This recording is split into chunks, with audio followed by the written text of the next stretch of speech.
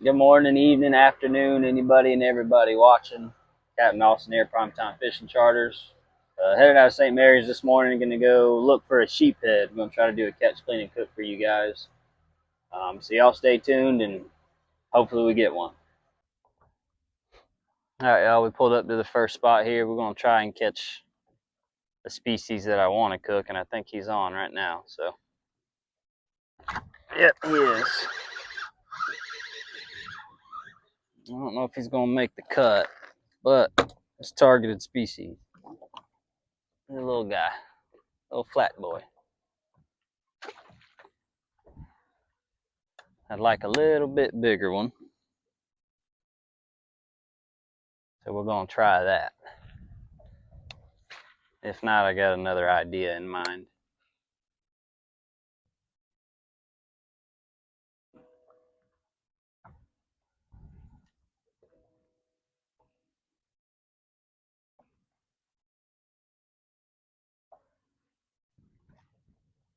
There's another one.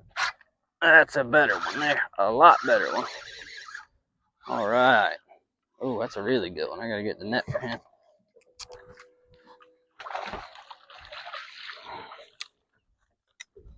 All right. Well, I got dinner covered. That was easy. Look at that. That's a lot better flounder. That's probably a good 16, 17 incher. He doesn't know it yet, but he's going to be dinner tonight.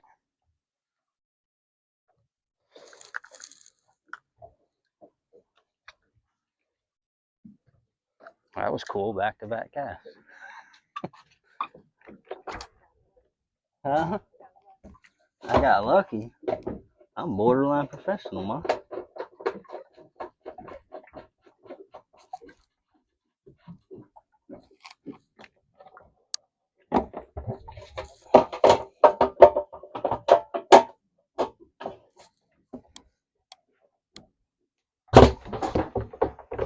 Cool.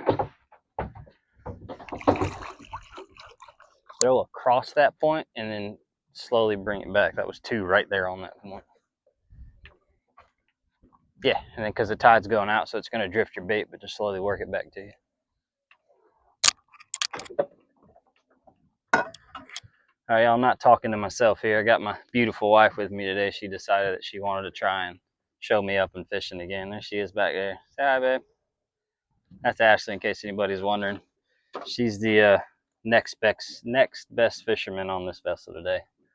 Unfortunately, I'm number one. She doesn't think that she's number one, but yeah, I made 2 casts, 2 fish. So we're gonna try to get one more.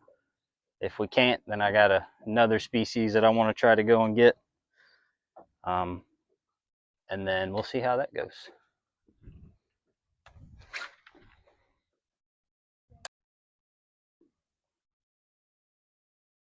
I got another one on. That's 3 casts. She's back there saying that she had one. I didn't see no fish come over the boat. It's been a couple of weeks since she's fished with me, so I'll give her the benefit of the doubt. There's another one. He's probably keeper in Georgia, but we're fishing in Florida today.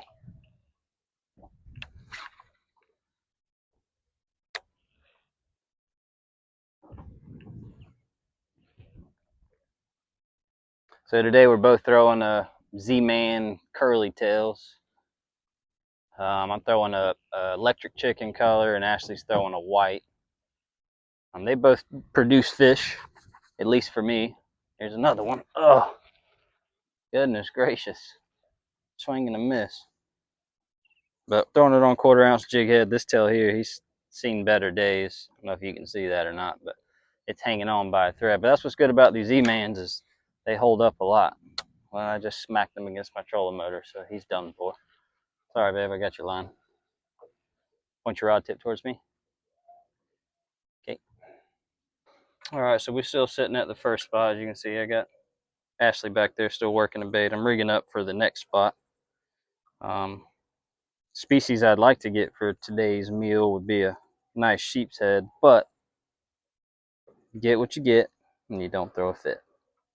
So I'm rigging up.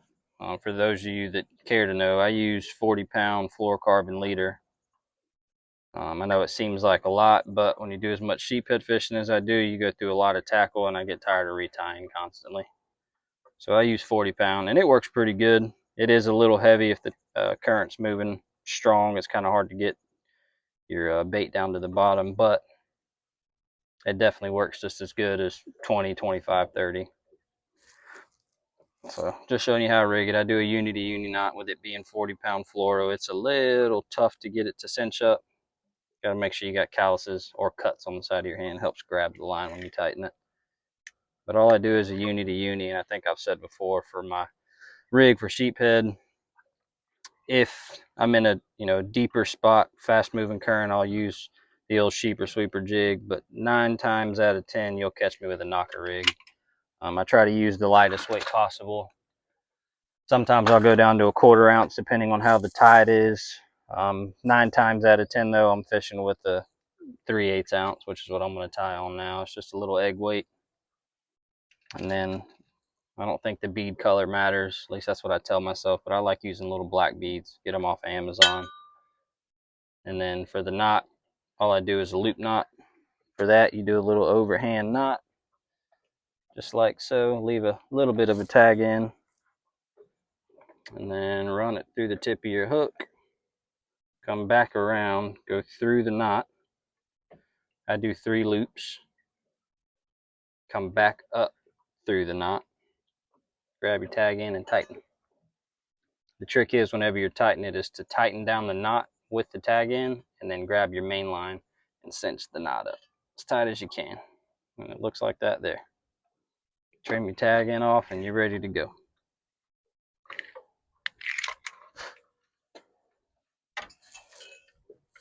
You want a lighter weight, babe, or a little bit heavier one? Or do you care? I'm going to give you a 1/2 ounce just because I feel like you would do better with that. This, for whatever reason, it's got an ounce on there. It's crazy.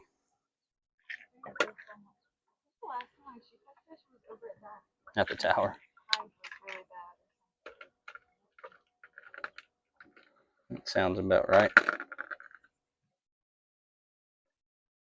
All right, we pulled up to the sheephead spot here, and Mama already caught a little puppy drum, and I caught a little bitty sheephead, but we found out where they were biting. So that's what I'd like to get in the box today. I'm going to do my favorite thing to do with sheephead.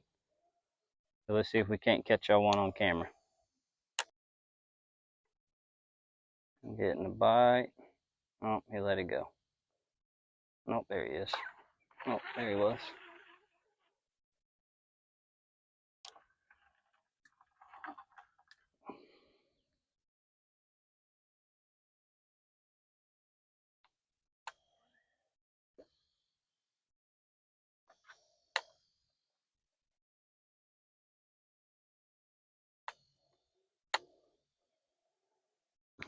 Instantly got another bite. Got him that time. Come on, be Mr. Sheepy. You gonna get the net, babe? I think it's a puppy drum.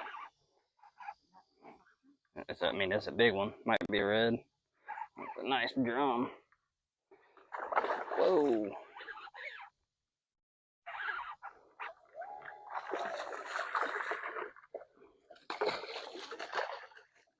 Cool.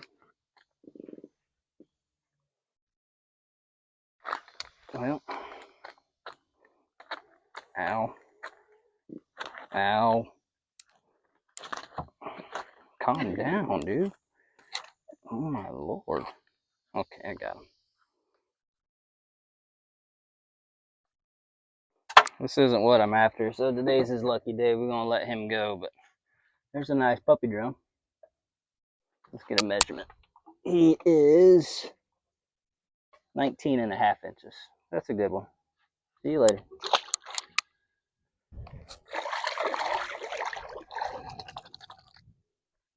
Cool.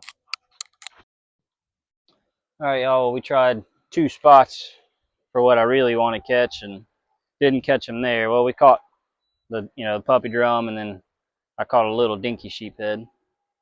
But we came to the jetties. We'll see if we can find. I just want one decent keeper, and of course, because I just want one, I ain't gonna catch them. But I think I can do it. I think I can. I think I can. So I've had people ask before, how do I sheephead fish the jetties? And I use the same rig. I try to get as close as I can to the rocks without hitting the rocks. And it can be a little sketchy at times, especially if it's rough, but it's pretty calm out today, so I'm not really too worried about it. If it gets too rough, you can always just pull off the rocks a little bit, and that sometimes helps. But what I like to look for is little cutouts in the rock. So I won't necessarily fish all the way up where I know I'm going to get snagged. Typically, 5-10 feet off of what you can visually see underwater is what I've found works pretty good. We're getting towards the time of year where they'll kind of tuck up in the river a little bit until winter sets in, and then they'll start moving offshore to spawn. The issue with summertime sheephead fishing the jetties is we catch these things called hairy blennies, and I'm sure I'm going to catch one here shortly. But they're just everywhere at the jetty rock, so it makes it kind of difficult to catch sheephead through them sometimes, just because they're a little bit more aggressive of a fish. But persistence pays off usually. So I got Ashley in the back of the boat. She's throwing a dead shrimp on bottom just to see if if sheephead or anything will eat that. Sometimes they'll eat the shrimp over fiddler crabs. Usually not, but sometimes they will. And I don't have very many fiddlers left. I was hoping to just take the dozen or two that I had and catch one sheephead, but that's what I get for thinking, I guess.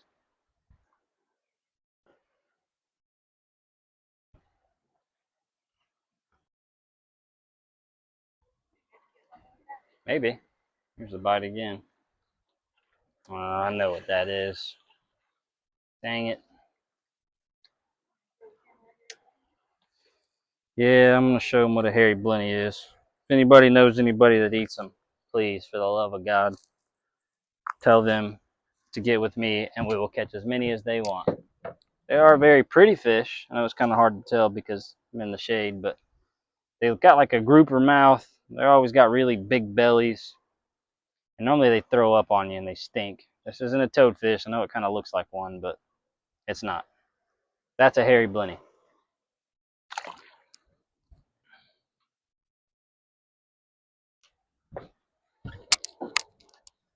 Oh,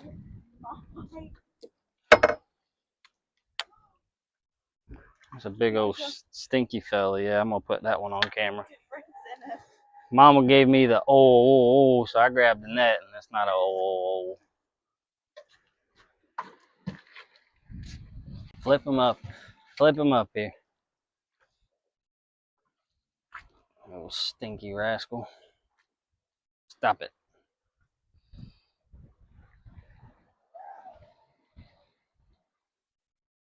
This is a toadfish. Ugly, slimy, big old mouth like a flathead catfish. That's another sheephead fishing bycatch. Gross.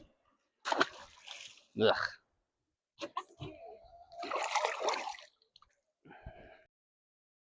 Alright, y'all, so I'm going to show you how I clean my flounder. There's a bunch of ways to do it. This is the way I found easiest to do it.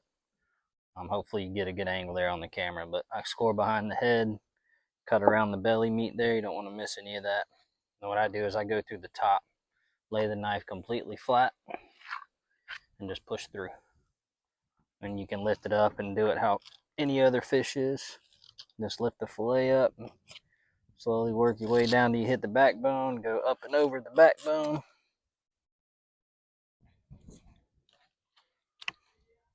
Pop that, keep going.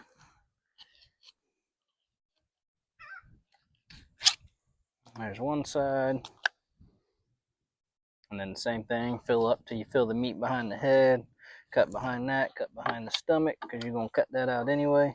Same thing, push to the backbone.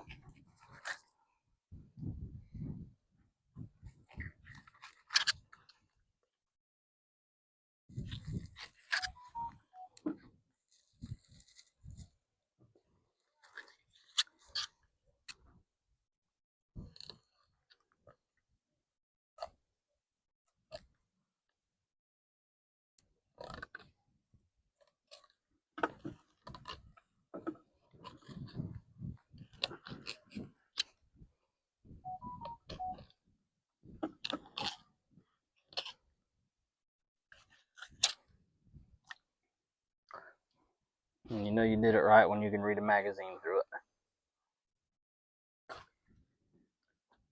And then a lot of people like to leave these ribbons on it, but I always cut them off. It's good flounder bait for offshore, in case anybody's wondering. A good sharp knife helps. Once you knock the ribbons off, skin it just like you would any other fish.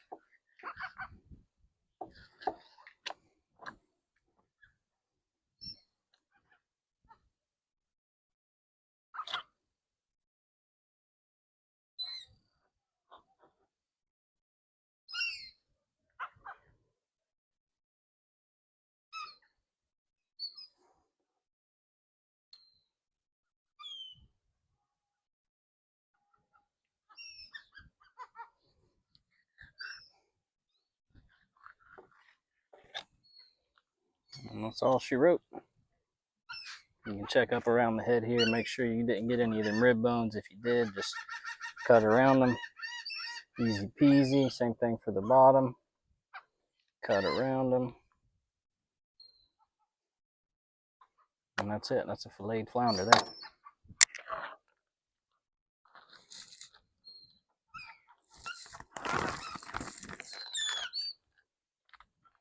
A little bee friend hanging out here. Get out of here. Alright. And there, next step to the kitchen. Alright, once you got the fish clean, what I like to do is dry them off really good. Some people don't, some people do. I like to, just in case I got any extra slimy stuff on there from filleting it. I never rinse any of my fillets with fresh water unless I get gut juice on it. If I get gut juice on it, I'll rinse it off. I always just really sure to make sure you dry it off before you do anything else with it. I don't think it's really going to hurt anything. It's kind of like a personal preference thing. So I lay them down, get some napkins. Make sure you get it as dry as you can. I think it helps preserve some of the flavor too. So again, just my personal opinion. Do whatever you want. And I'll look over it real good, make sure no little scales are hiding anywhere. You're going to be surprised how much this one fish makes for flounder ceviche. Y'all can see my cat down there. Every time I bring fish inside, that's all she wants to do is love on me then. Any other time, she don't like me. Here, Dace. I'll give her a little piece of fish and she's happy.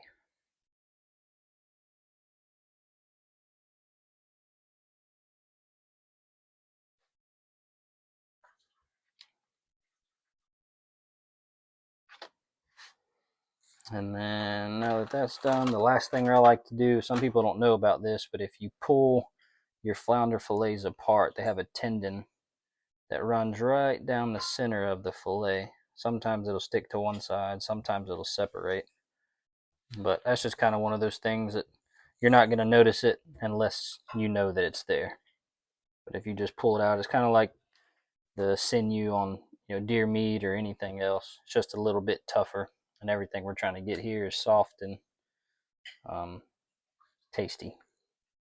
So same thing. I'll see if you can see it on the camera here. See a little white membrane in the middle. Days, I'm not giving you anymore. Go away. Same thing. You just kind of pull it apart here. And then you take the membrane and pull it off. I'm not giving you any more, Days.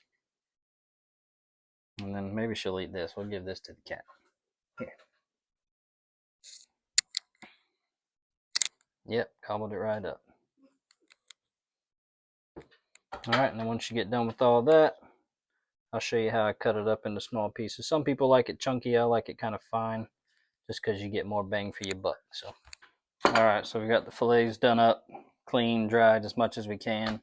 My lovely wife already juiced me some lemons, limes, and orange. I believe for this, we did 4 limes, 3 lemons, and 1 orange. She also cut me up some cilantro, mango, because that's my favorite, Roma tomatoes, and purple onion. So all we're going to do is juice the rest of our lime, lemon, and orange into here. A little bit goes a long way. I know it doesn't look like much juice, but I promise you it doesn't take much to submerge the fish.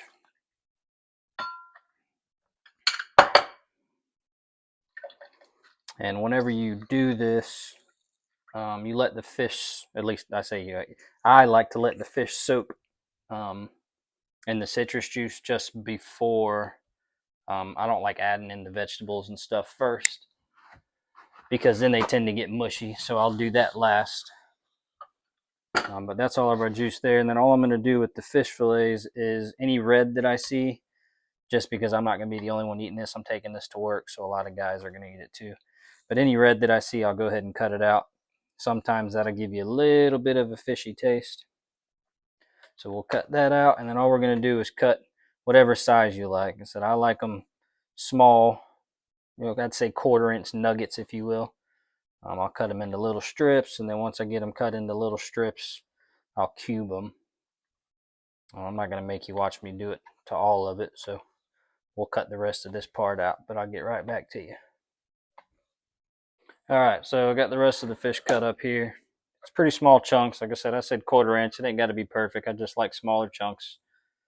But all I'm going to do with this, put it in a smaller one. So I'm going to put it all in a bowl here. And the key thing to making ceviche is the longer you can let it soak, the better it's going to get. Typically, when we make it, I don't touch it till the very next day. If I can let it, sit for 24 hours with everything in it, I think it's a lot better. But as far as it just cooking in the juice, for those of you that don't know, ceviche is just an acid cooked fish, basically. So our acid, citrus, lemon, limes, oranges, that's going to cook the fish. And you'll know it's cooked whenever it turns a little white color. It looks like just bland cooked meat. So got all the fish in the bowl. What we're going to do is dump all this in here.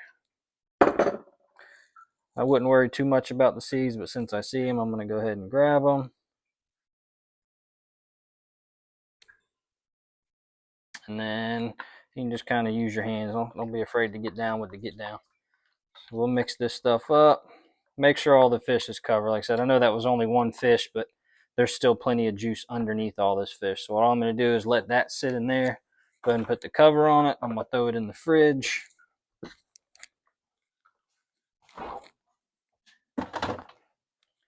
And then the last thing I'm going to do is I'm going to go ahead and mix up all my vegetables. I'm going to go in with the mango first. And I'm going to do all the mango because I'm a mango freak.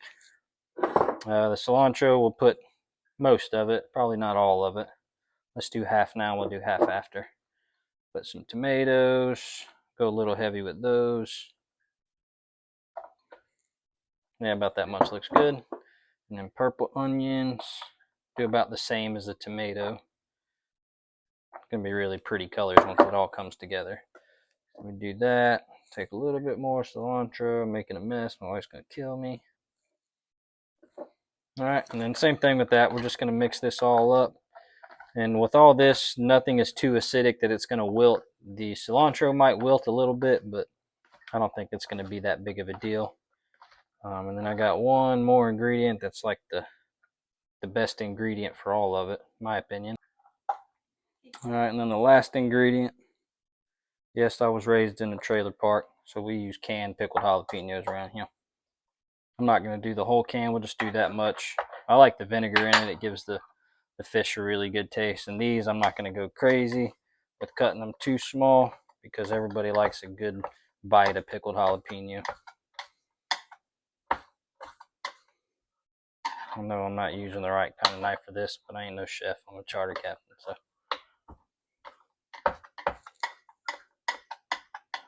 Just gonna hack it up. I know everybody's cringing, but that's okay. All right, that looks pretty good. That's enough to give it a flavor. Throw that in there. Seeds and all. It's not that hot, at least I hope so. All right, that's good for that. Wash my hands.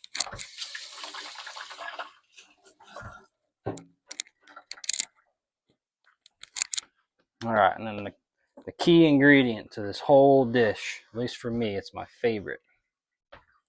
It's this tajin, I call it, tahini. Now, some people might not like it, but I haven't had anybody tell me they don't. So I'm going to go a little heavy. And then once I mix the fish in, it's going to dilute it a little bit. And then I always like to have it on the side while I'm eating it, just so I can sprinkle more. But same thing, just put a little bit in there. Mix it all up to your desired thing, I guess. Let's go just a little bit more. A little bit more. All right. So while the fish is cooking in the fridge and the lemon, lime, and orange juice, I'm going to let this rest in the fridge. Also, it should firm everything up a little bit so it'll mix in real good with the fish. But once it's done cooking, I'll get it all mixed together and show you what the final product is. All right, hey, I'm back. So we let the flounder soak for a little longer than 2 hours, which is pretty good. I think that's about the minimum that I'd let it sit. I don't know if you can see it or not, but it's white now. I can see the meat's definitely swollen. It's definitely cooked. So what I'm gonna do, just because I don't want my ceviche that wet, is I'm gonna dump just a little bit of this out. Yeah, let me dump a little bit out real fast.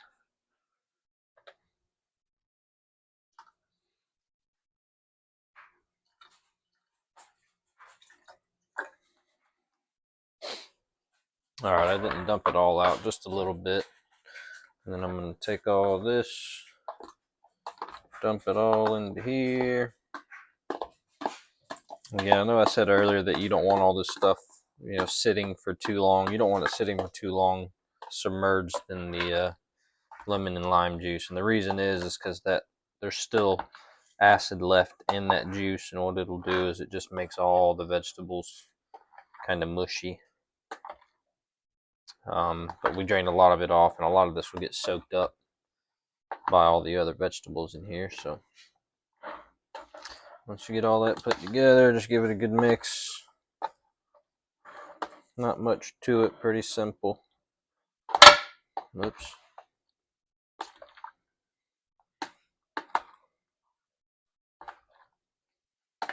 And I think that there just about does it. I think the only thing left to do is try it. So let me grab some chips and we'll try it out. Some thick ass chips. Alright, so I got a little bit of Hispanic in my blood. I like lime chips. Not everybody does, but this is for me, not for everybody. So cilantro lime chips it is. Just get a little bit on the chip. And again, this is just going to get better the longer it sits. I'll give you a close-up of it there. And if you can see all the pretty colors, reds, greens, yellows. We got a little bit of everything in this bite, so.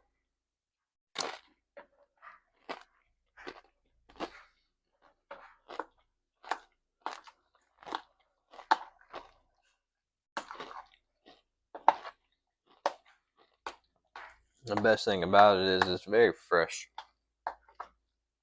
It's refreshing too. It's delicious. It turned out great. So I'm gonna enjoy a couple bites of this, and then I gotta go finish getting ready for work. But we made a video out of it. We went out to hopefully go and get sheephead today, but it didn't work. We got flounder, and that's the next best thing in my book. So I'm thankful. I'm glad. Again, thank y'all for watching. Hope y'all enjoyed.